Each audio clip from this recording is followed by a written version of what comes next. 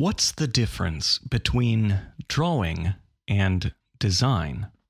When working for a studio, does your personal aesthetic matter?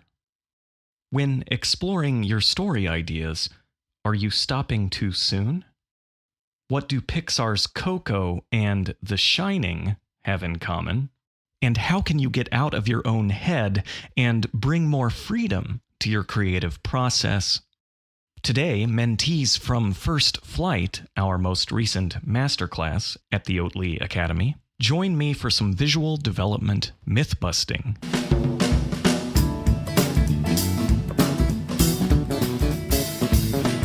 Hello, my friends, and welcome to another episode of the Oatley Academy ArtCast. I'm Chris Oatley, the director of the Oatley Academy. As you might know, my good friend Jenn Ely, who is a production designer and viz dev artist for Laika, Dreamworks, and a gajillion other awesome studios.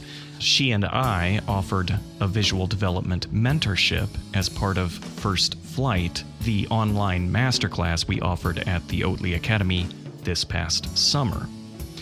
Today, some of our star students will join me for some visual development myth-busting. We'll hear from three of my mentees. Dooz, that's D-O-O-Z, you can ask her about how she got that name. Zach Clarkson, who did the art we used to promote this episode, and Amy Farrell. Then we'll hear from two of Jen's mentees, Natalie Skirlong and Matthew Cook. After the show, please join the mentees and me at chrisoatley.com/vizdevmyths. That's chrisoatley.com/vizdevmyths. And join the conversation in the comments section.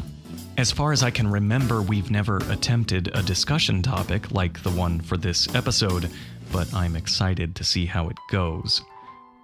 You see, if we were all in a room together, I would say something at the end of each interview like, "How about a round of applause for Matthew," or whoever just spoke, and then you would generously applaud and encourage the students.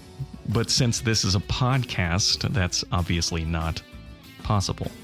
But it is possible for you to post an encouraging message for them and tell them what your favorite part of the interviews was, or even ask them a question, and they are prepared for that.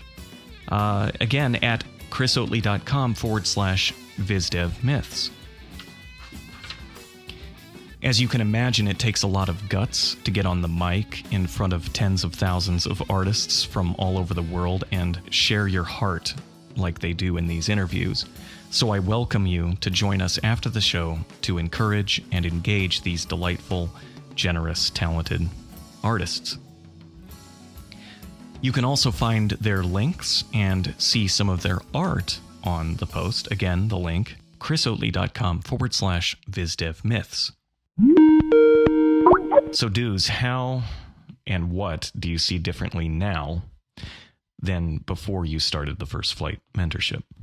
Well, there's two main things that are definitely worlds apart for me.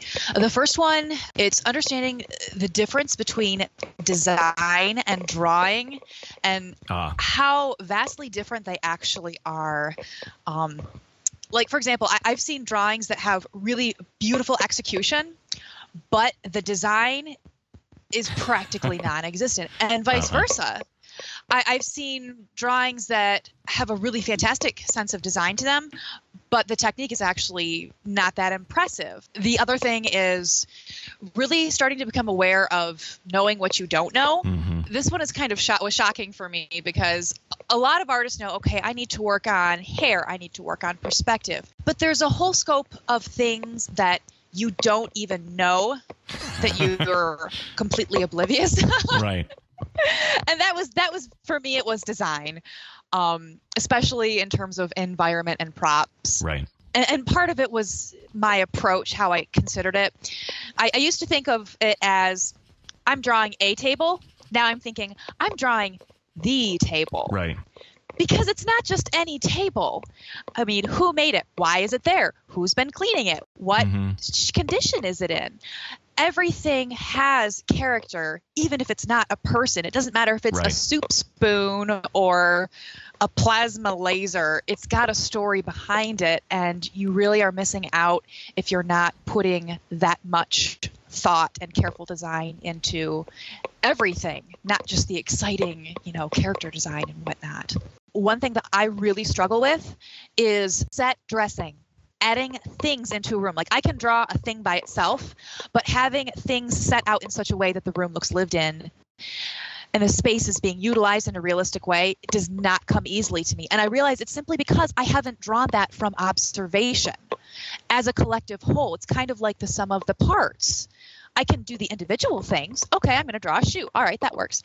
But can I draw a room full of coats and shoes? I have no idea. So you have to go out into nature, as it were, observe how these things look together, how things are haphazardly thrown on a chair. And that's how you're going to start to understand how these spaces really look. Right. Well, I only know this because I screw it up every time. It's what I'm literally dealing with right now.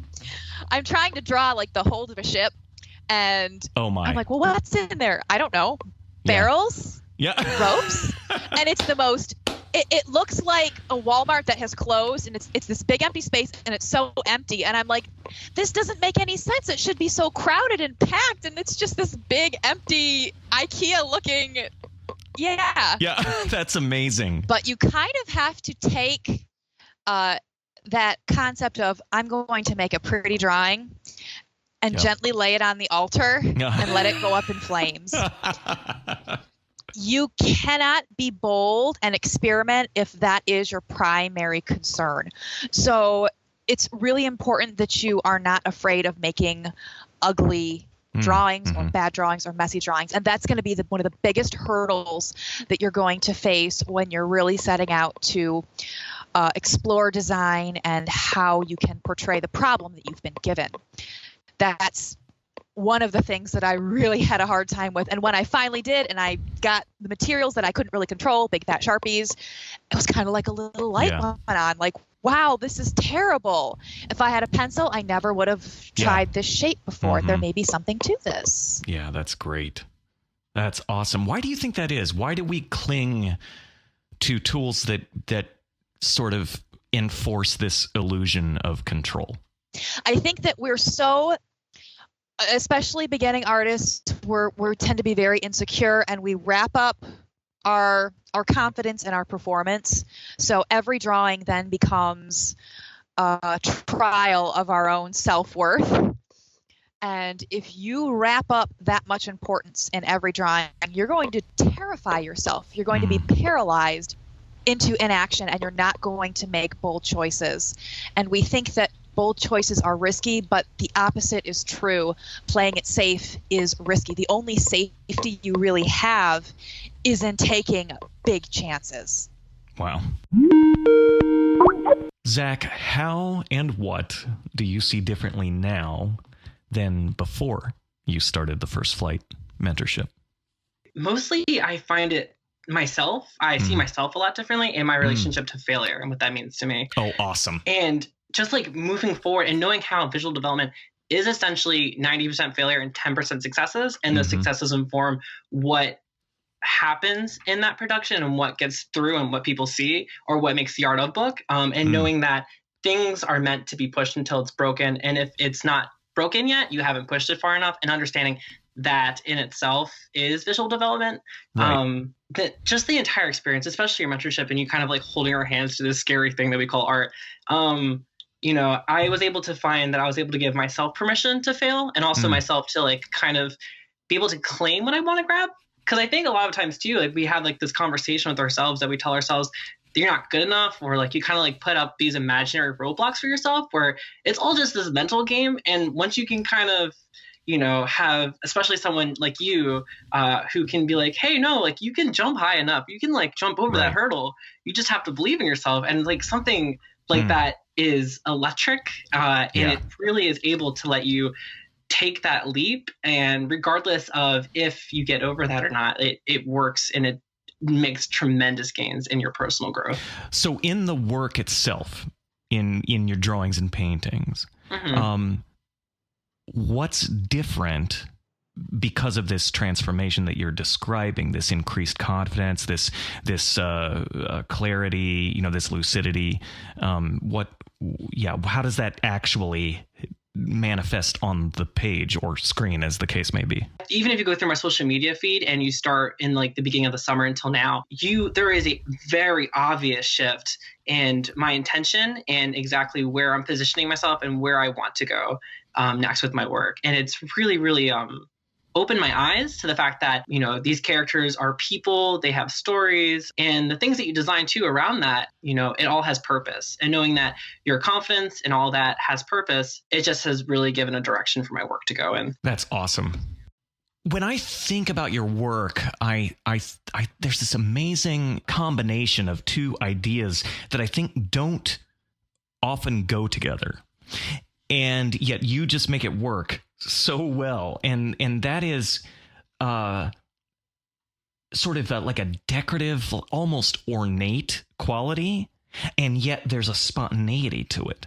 And I think that like never happens, right? We don't ever, hardly ever see, kind of decorative and ornate combined with spontaneous. And yet it's not just like you did this once, but you do this over and over and over again. You found a way to sort of explore what might otherwise seem like a contradiction. I think the decadent thing that you described has just recently started to feed into my work because of that confidence. And I think I've recently have been able to, because I have this confidence, been able to put myself more into my work, because I think I was removed in a way because I lack the confidence I feel to fully commit to it. Not to say like the art making itself wasn't fully committed, but giving myself permission to fail in that relationship to myself in my work, I was able to put myself into my work. Does it start more conceptually, or is it more just like, oh, let's try those things together? It's more like, let's try those things together. Okay, cool. I mean, there is thought behind it, but and like a lot of research too and trial and error. But 9 times out of 10, it's okay. This stroke looks all right. Like, so what's like, That's awesome. What's this next one gonna say? Wow. It's just like trying to have a story with that and making sure it has context and purpose. It's not just like scribble scrabble and being like, this is probably okay. But definitely making sure that referencing and then also having the emotional ties of like what I'm trying to say with it. Right. I love this stuff. So where did this aesthetic come from? That combining the decadent with the whimsical. Where'd you get that idea? It's more of a way of life. As a drama queen, a self-identified drama queen, if you talk to anybody within any mile radius of myself, I am very dramatic. Not in like a toxic, awful way, but if I drop a pencil, I'm like, oh my God, guys, so this is like my last day on Earth. Here's my letter of resignation. It's been fun. But so I think, kidding aside though, I'm a very traumatic person. So like, I think being a little bit over the top, and again, like full circle into like putting myself into the work, there's recently been that style translation. Just being able to have that confidence has probably put that there. But that tends to be where my designs are pushing. Yeah, that's awesome. You have arrived at a very interesting sort of combination of visual ideas by way of your own sort of having your kind of unique perspective and ideas and skill and talent nurtured and celebrated by people around you and hopefully by your community at OA and by me. But that was because you're willing to take the risk and you're willing to be yourself. And so just now we're kind of tracing back to that hot molten core of our sense of identity, right? That's a hard thing to kind of to be. Brian McDonald's wife Heather is a good friend of mine, and she says, be full of your own light. I like that. Yeah, it's amazing. And it like just that idea can really change the way you approach your day, your day-to-day routine. But anyway, it seems that you deciding to be full of your own light has resulted in various interesting and very rich sort of visual explorations. That said, what advice can you give to our listeners to help them kind of identify and allow to grow that, kind of fundamental, that light, that thing that is uniquely them, that sort of abstract spiritual identity energy? Honestly, it sounds like it's super cliche because everybody says it. And I think every day, we always find the different layers to the cliches that we hear, and it begins to mean something different to you. But giving yourself permission to be your own answer. Wow. And to only you know what you want, and you have to go out there and claim it because no one else is going to give it to you. Knowing that if you want to be a character designer, you are worthy of being a character designer. Put the work in. Know that it will come eventually. Just understanding that whatever you want to speak into existence, it can happen. And you just need to believe in yourself. And if it wasn't for the OA community, I don't know if I was to ever make the leaps and bounds that I have recently because of just the sense of family and just how generous everyone is emotionally and the groups that we and our mentorship groups and how we were so giving to each other as far as just being each other's, hype man. And it has fed so much into it. So honestly, what has progressed me in ways I would never think of is just being able to just give yourself permission and to just be able to know that you can jump those hurdles. You just have to believe in yourself. And that definitely has fed into myself as a person, my work, and it's all thanks to the OA community and you, Chris. So thank you so much. Thank you. Amy, how and what do you see differently now than before you started the First Flight mentorship?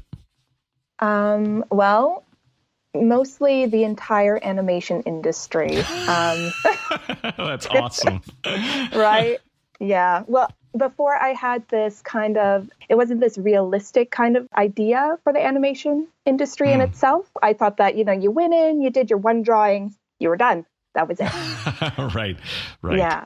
Where, of course, going into First Flight, focusing more on the character design aspect, going through that with you and understanding that, no, you do maybe hundreds, if not more, of the same, drawings of different characters and just looking for something new.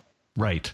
Yeah. That it's a process of discovery, kind of searching and discovering and then more searching and more discovering and then more searching and more discovering.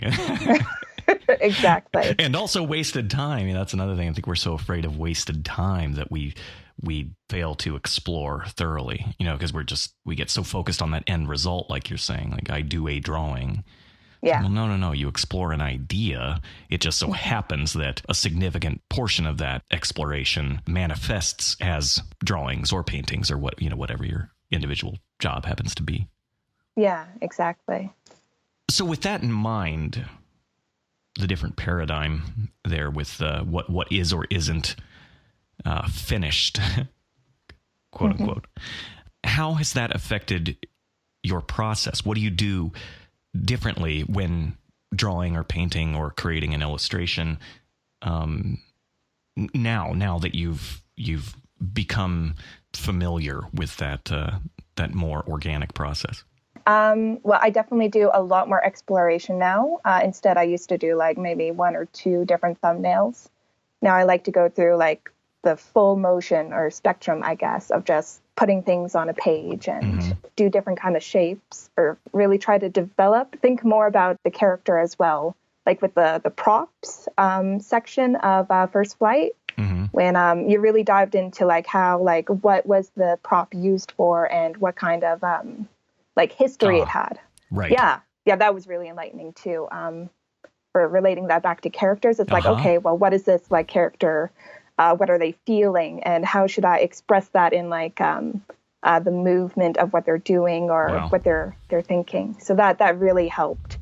It seems like your confidence has grown tremendously. You still have that sort of poetic kind of just that just sort of wispy, dreamy kind of beautiful buoyancy to your work. And yet there seems to be this sort of just very kind of bold approach to exploration and trying lots of ideas. And like you're saying, trying lots of different things. what is that thing I'm perceiving as confidence? Is it confidence? Is it increased confidence? Or is it something else? Just seems like you're not as concerned about whether the thing that comes out of the pen or pencil at the time is what anyone or even you yourself would consider beautiful. Yeah, maybe that's just my perception as well. I'm just drawing what I feel. Like there's more of a connection between some sort of emotional experience and what's happening on the paper. Right. Yeah. Like you're taking your mind out of it or something. Exactly. Like Wow. I'm taking what I'm feeling towards either like the thing I'm drawing or trying to draw, like when I'm doing studies, trying to put that onto the page. I guess that's interesting. Yeah. Like when I'm drawing, of course, I'm thinking about both the emotional aspect and what I want it to look like, while thinking about like how different people have done it before as well. Or, well, not the exact same art, but what kind of like different styles, like Glen Keane, or Right. I look at a lot of different people on Instagram as well, and seeing how they make their movements for lines, or how they paint, like the different brush strokes, and trying to incorporate that into my artwork as well. Natalie, how and what do you see differently now than before you started the First Flight mentorship with Jenn Ely? I think I see everything artistically differently after doing my mentorship with Jenn, because there's a lot of principles that I have thought about and studied in the context of fine art, but when she put it in the context of like film, it blew my mind, and it's like a conspiracy or something. Everything made sense, and I was just So everything differently. There's one example she did. I forget what film, with like Jack Nicholson in it, and there was it was about value and color, and she showed us first a shot in grayscale, and then asked us how it made us feel, and then she turned the color on, and it was like a bright red bathroom, and I was like, it's probably The Shining. Jaw dropped. Yes, I think so. And then I was just like, someone is about to get murdered. Yeah, I know instantly. Like, no words need to be said. Yeah. So that just really blew my mind, and I think it's just the context that she put it in, because I come from a background just doing like oil painting in my university and stuff, and I didn't learn very much about visual storytelling, but like a lot of the principles kind of apply in both places, but I guess I needed a translator, and Jenn was my translator. Oh, that's awesome. I knew that these concepts were used a lot in film and composition, but just the way that she showed me the thinking behind decisions that are made in film just really made something click that didn't before. So that's cool. Has there been anything since the mentorship where you've been watching a TV show or a movie or something and you went, oh, I see a thing, where you maybe wouldn't have noticed that before? An example you could give? Yeah, I feel like I do that all the time. I'm trying to think of something in Coco, because I saw that twice recently. I was like, goodness gracious, that movie. I cried so hard. Bawled like a baby. Oh my goodness. I was with a bunch of friends, and afterward they were like, did you guys cry? And I was like, I'm still crying. Yeah. I'm still crying. Yeah. Like, both times I was blown away emotionally. The second time I tried really hard to think about more. I was just so swept up in the story the first time that I really couldn't just step back from it and analyze anything. So that scene where they bring Miguel for the first time up to the immigration desk or whatever, and then they pull his hood down. And this is this really small thing, I guess, and it's more related to animation. But the way his ears flopped when the hood was pulled back. Oh, just like, goodness gracious. I was just like already crying. I was like, I love him so much. Yeah. Like, I don't know. He's just so, it just made him so appealing. I mean, that wasn't the only thing, but that moment was just like somebody did that very purposefully. Yeah. And it's so cute and good and appealing. And I love it. Yeah. Coco, when I watched Coco, there were many moments where I felt like I was watching a classic Pixar movie, one of the older Pixar movies. And that's a perfect example. Just that severe attention to detail is incredible. And yeah, the way it just brings the whole experience to life. And sure. Yeah, you have to care. I'm a guitarist, and the listeners would be delighted to know that you are a harpist. Yes. A very good harpist, not your average wannabe harpist. And anyway, but my point being, as a guitarist, the characters really played the instruments. Like they really played the guitar. All the fingerings were correct, and like the way the strings would bend and vibrate, and oh my goodness gracious, I just could not I couldn't believe it. I was like, I can't believe that they're not fudging any of this.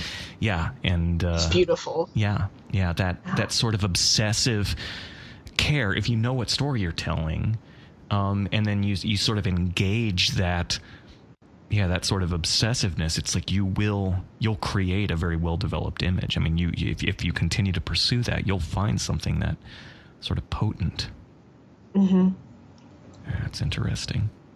So what has that experience done in how you see yourself? I mean, you're talking about how it's changed the way you see the work of, in this case, Pixar, or, Stanley Kubrick or whoever. How has it changed your perception of yourself as an artist? I mean, do you think of yourself more as a storyteller now, or are you incorporating story into your fine art, or what does this mean for your kind of life and career now?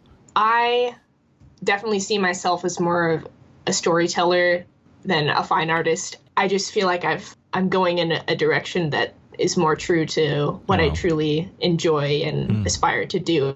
And as future life career goals in general, I was kind of preoccupying myself with making work that would be, this needs to be this page in my portfolio, instead of thinking like, I need to develop this project. Wow. This is the art that I need to make to develop this project. And then after that, be like, I will include this, and kind of pick and choose things that I might put in my portfolio. Right. Which, like the first way yielded very unsatisfying and subpar results, I suppose, where I was thinking like, this will be my third page in my portfolio to show that I do this, instead of just asking myself like, what do I need to do right now to learn about the story that I'm trying to tell, and to make work that helps do that. Right. Wow. Yeah. So kind of the difference between sitting down with a blank canvas and intending to design the piece that's going to go into the portfolio and sitting down at the blank canvas and working on the project, assuming that you're going to create lots more work than will fit in a portfolio. Yes. And assuming that you will, from all that work that is generated, you will choose the best stuff to go in the portfolio. So true. Yeah, it's a game changer, huh? It's a game changer. Absolutely. Yeah. And then I think it was the first live session where you showed all of Micah's drawings and a bunch of yours too. Right. That totally changed me, because I was definitely one of those people who was making like, my little baby artwork or whatever, like this is my precious artwork and I love it dearly and it will be as good as I can make it every time. And then after that, I was just like throwing sheets of paper into the recycle bin, like, no. Just throw it away. Throw it away. If it took 5 minutes, no one cares. No tears to be shed. Oh, that's awesome. Wow, that's fantastic. So for the listeners who are in college right now, let's say, and they're pursuing the development of their artistic skill in one way or another, but they also feel like they haven't found it yet.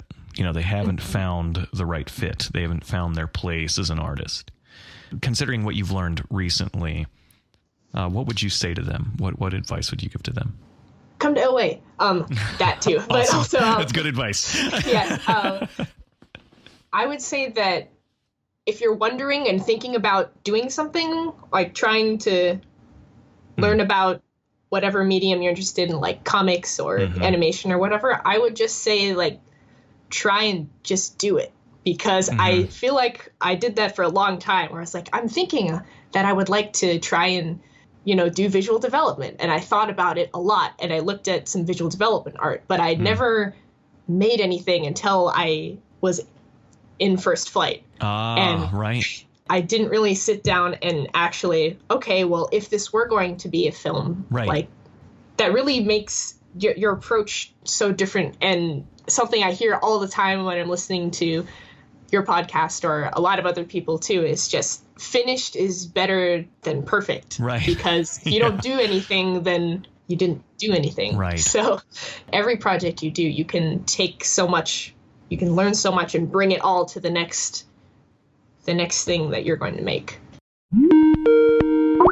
Matthew, how and what do you see differently now than before you started the First Flight mentorship with Jenn?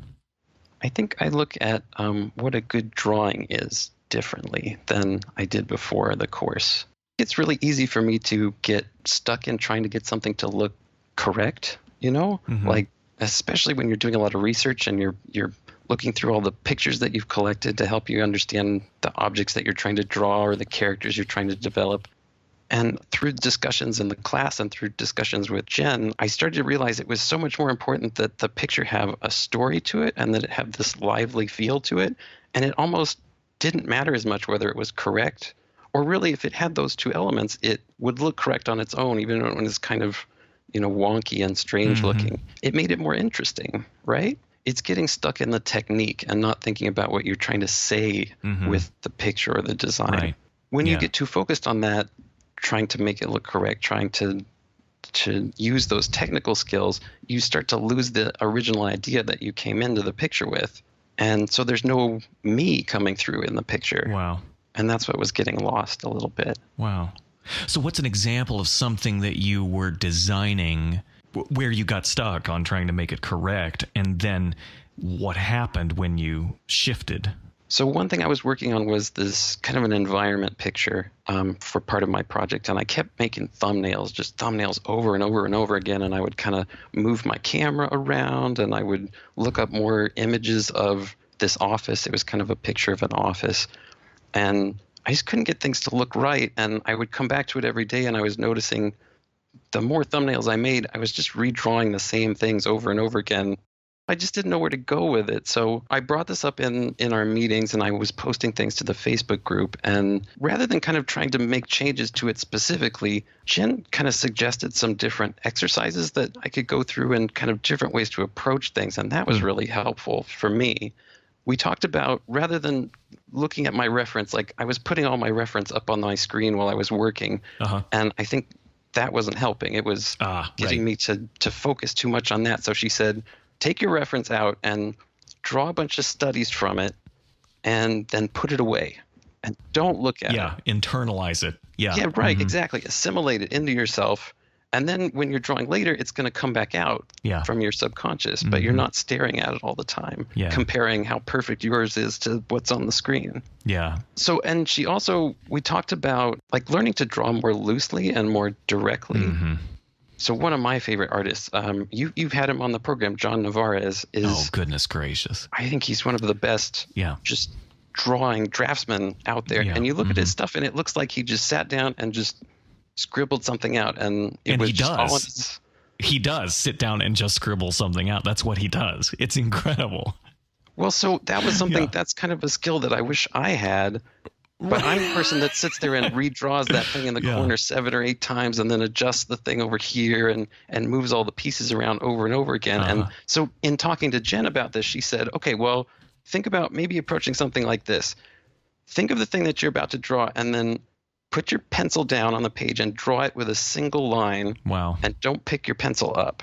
You know in your head what you're going to draw, but you're letting yourself get all sketchy all over it and overdraw it and overdo it and just beat the life out of it. Wow. And she also said, when there's something that isn't quite working, don't keep drawing back over it and erase parts of it. Just erase that whole thing and redraw the piece of it again completely so that it has that liveliness to it. Wow. Through the whole thing, not all the little cut together pieces. That's awesome, man. Yeah, and what's interesting to me hearing you say that is that, so for example, you have a very structural approach to drawing and painting. What's great about that, what's great about your work does not have to go away. In fact, it probably won't. You can change your process and start to consider more this, this interpretive, more. We're talking about storytelling, visual storytelling, right? There's more of this kind of emotional, this sort of emotionally charged effect that you're looking for. But it's not like suddenly you're going to be drawing like John Nevarez.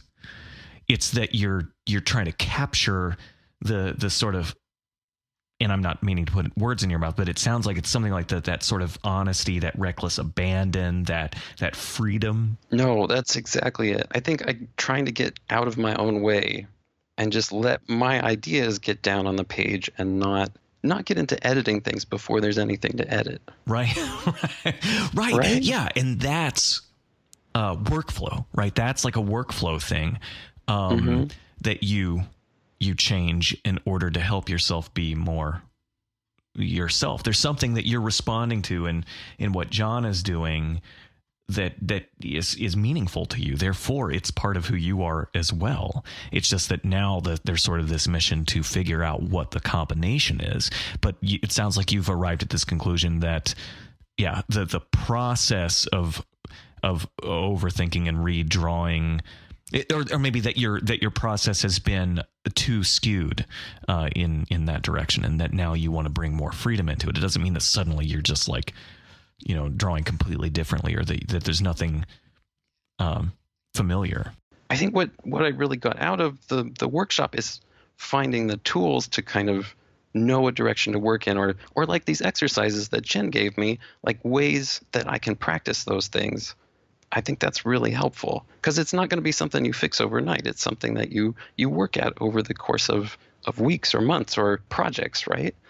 So Matthew, think about where you were before you started the mentorship with Jenn, and what you're talking about now, and then think about our listeners. Those folks who, like you said at the beginning, they could benefit from revisiting this idea of what is or is not a good drawing. What advice do you have for them? I think step back a second and kind of look at the way you approach your work and ask yourself, where are the spots where I'm getting stuck on something? Like you always ask, what's hard? Yeah, right. What's hard? And then ask yourself, okay, how can I take that thing that's giving me difficulties? Is there some aspect of it I can practice? Is there an exercise I can do here? Wow. Is there, maybe if I don't know what it is there someone, one of my art colleagues or a teacher or a mentor or somebody on the forums that can look at this and maybe suggest to me what they think might be tripping me up here, so that you can kind of make adjustments in the way you're approaching your work to get you past something that might be giving you struggle. So instead of being defeated by the thing that's making you feel stuck, or the wall that you're hitting, instead of responding to that resistance or friction in a way that shuts you down, instead respond as if that area of stuckness is a clue. It is. Those are the lights you got to look for. They're drawing you towards the thing that you need to pay attention to. That thing you're avoiding it doesn't always seem like the one thing you're avoiding is the thing that you need to be dealing with, right? Yeah, it's where a good mentor comes in handy. Is you just need them to just tell you to, just go for it. Sometimes it's right in front of your face and you can't see it, and you need someone else that's standing next to you and like, hey, see that thing right in front of your face, right there? Well, and Jenn was really great at that, because she's she's good at spotting those things, because she has, years of experience working at this stuff. But also she's very, she's thoughtful about how to discuss it with you and how to kind of help you figure out how to address that issue. Oh, that's awesome. I love it.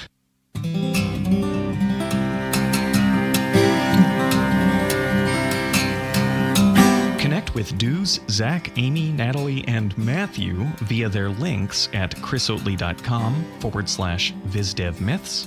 If you're interested in working with me and the team at the Oatley Academy, just go to oatleyacademy.com/courses. That's oatleyacademy.com/courses, where you can browse our current course offerings. And for any of the courses that are not currently open, you can sign up there to receive an email whenever they do open again. And as always, if you have any questions, just send us an email at support@oatleyacademy.com. Until next time, my friends, stay strong and stay close.